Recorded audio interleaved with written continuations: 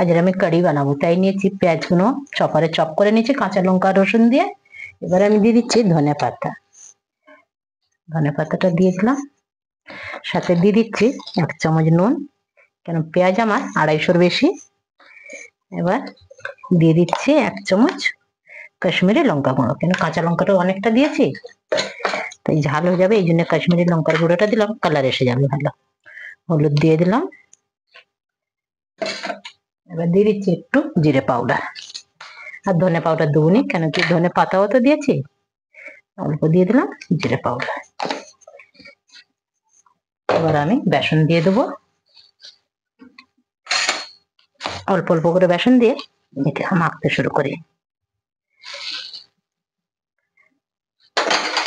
এবার হাত দিয়ে এটাকে খুব ভালো করে মেখে নিচ্ছি।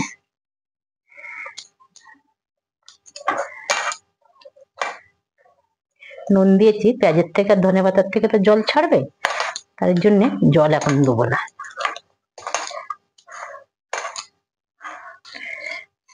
এখন আমার মাখা হয়ে গেছে, এবার আমি তেলের মধ্যে দিয়ে দেবো। তেলটাও গরম বসিয়ে দিয়েছি, এরকম ছোট ছোট বল বানিয়ে দিয়ে দিচ্ছি। দিয়ে দিলাম এক এক করে, এরকম 10-12টা করে দিয়ে ভেজে তুলে নেব।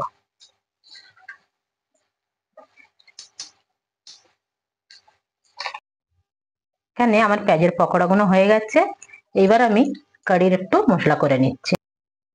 সরষে ফোড়ন দিয়ে দিলাম তেলের মধ্যে, আর একটু দিয়ে দিলাম জিরে। এবার দিয়ে দিচ্ছি 2টো শুকনো লঙ্কা ছিঁড়ে, একটা তেজপাতা, এখানে দিয়ে দিচ্ছি একটু হিং,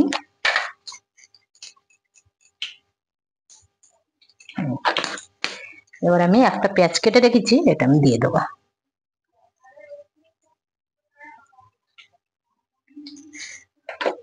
মশলাটা 1-2 মিনিট একটু নাড়াচাড়া করে নিই।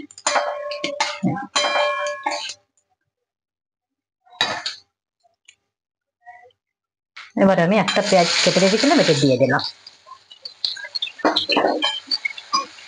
গ্যাসটাকে কমিয়ে দিলাম, দিয়ে দিকে আমি দই আর বেসন ফাটিয়ে নিচ্ছি।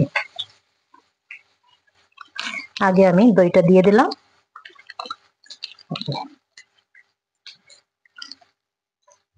এর মধ্যেই 2 চামচ আমি বেসন দিয়ে দিচ্ছি।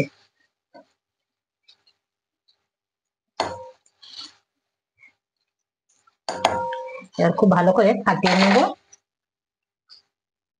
এখানে আমার পেঁয়াজটা ভাজা হয়ে গেছে, এবার আমি এক এক করে মশলা দিয়ে দিচ্ছি। হলুদ দিয়ে দিলাম, দিয়ে দিচ্ছি কাশ্মীরি লঙ্কার গুঁড়ো একটুখানি জিরে পাউডার, ধনে পাউডার। এবার আমি বেসন আর দইটা যে ফাটিয়ে রেখেছিলাম, এটা আবার দিয়ে দিচ্ছি।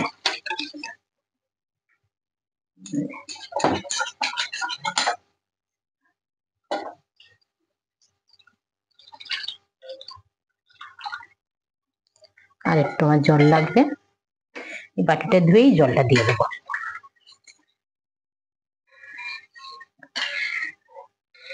আর একটু জল, বাটিটা ধুয়ে জলটা দিয়ে দিলাম। এবার আমি নাড়তে থাকবো, নিচে ঢালে বসে যাবে তো বেসন, তো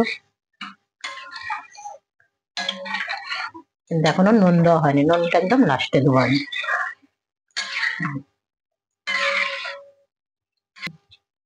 কারি আমার খুব ভালো ফুটে গেছে, এবার আমি পকোড়াগুলো দিয়ে দিচ্ছি।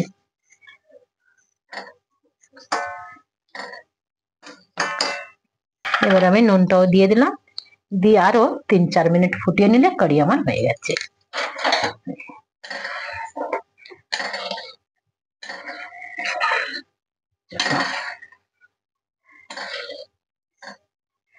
কারি এখানে আমাদের হয়ে গেছে, এবার আমি গ্যাসটা বন্ধ করলাম।